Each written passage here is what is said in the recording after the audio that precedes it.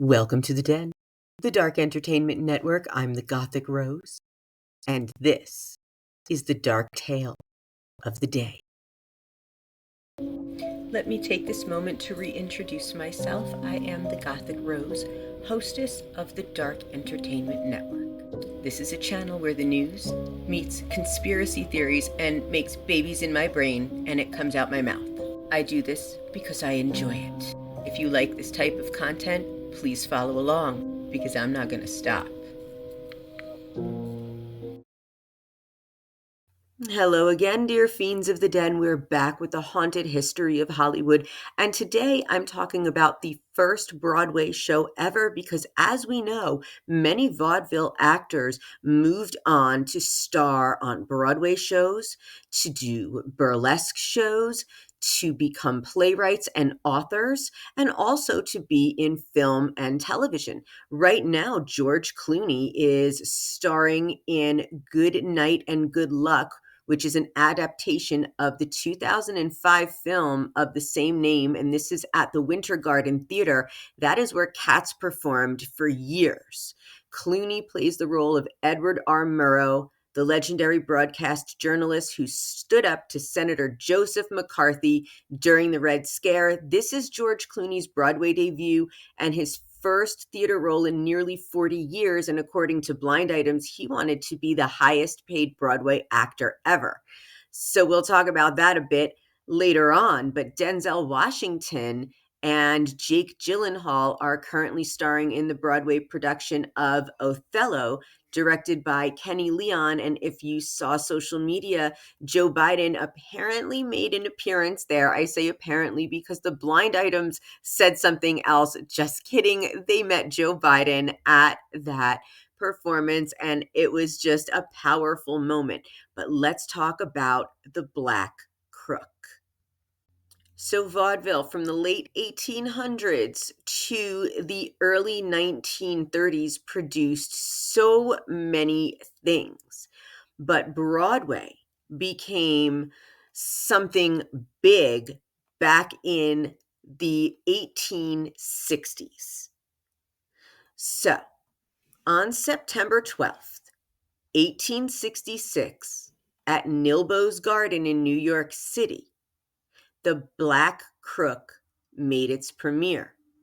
And this is often regarded as a landmark American musical theater piece of history. So Niblo's Garden is located in Soho, Manhattan, New York, at the corner of Broadway and Prince Street, and it was the prominent entertainment venue in the 19th century, known for its lavish productions and cultural significance. The site was originally part of the Bayard Farm before being transformed into a theater and pleasure garden, which sounds pretty amazing. So the Black Crook ran for a record-breaking 474 performances. This production combined melodrama, music, dance, and spectacle, making it the prototype for modern musicals. The Black Crook ran for a staggering 5.5 hours during its first performances. It was a true theatrical marathon filled with melodrama, music, and elaborate dance sequences. The cast included Charles M. Barras, who also wrote the book, and his wife, dancer Sallie St. Clair. Originally, the production featured Maria Bonfanti and Rita Sangalli, two renowned ballerinas from the Parisian ballet troupe, and they were instrumental introducing ballet to American audiences. So the American Ballet Company and the American Ballet Theater are owed to these two lovely women. The Black Crook predates vaudeville actors. It predates all of it.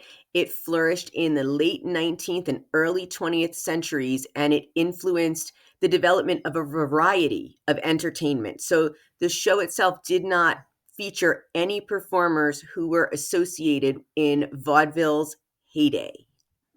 So I went looking to see if the original score still exists, but much of the music, they say, was adapted from existing works.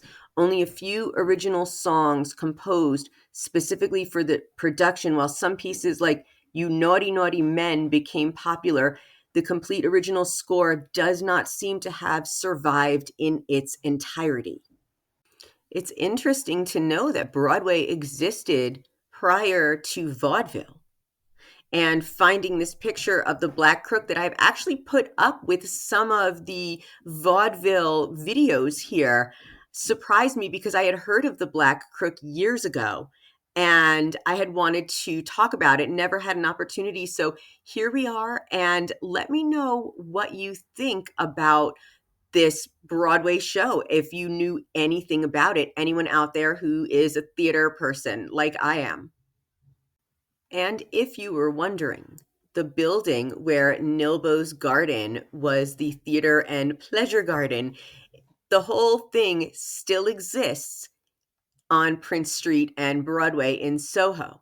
So it has a bunch of modern businesses. It's got Apple Soho, Verizon, AT&T, and Corin. That's Korin, a specialty shop at 57 Warren Street, known for its professional Japanese knives and kitchenware. So I used to live in that area and it's changed a lot over the years. I was there in the mid to late 90s. So, yeah, I am a theater person. I love talking about theater, and I hope you do too. And if you have anything, any kind of stories you want to share with me, please send me an email to welcome to the den podcast at gmail.com. And with that, if you enjoy this content as much as I do, please like, subscribe, hit that bell, and leave a comment. And thank you for joining me in the den.